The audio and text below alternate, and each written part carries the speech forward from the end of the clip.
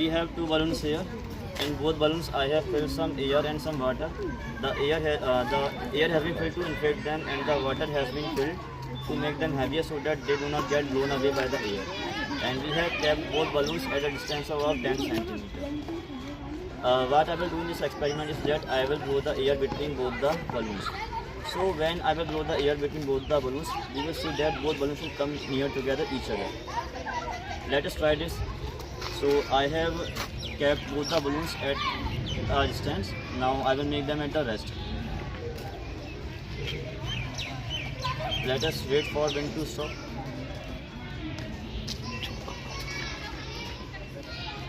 Now you can see that both balloons are at some distance. Now I will blow the air between them, and you will see that they will come near each other automatically. Let us try it.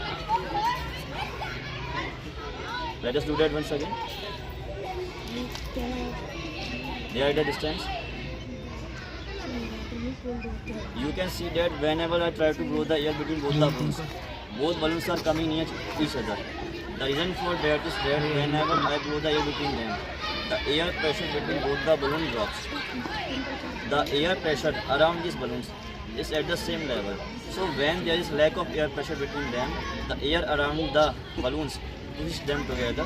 So that's why both balloons come near each other. So that's the crux of our experiment. Thank you.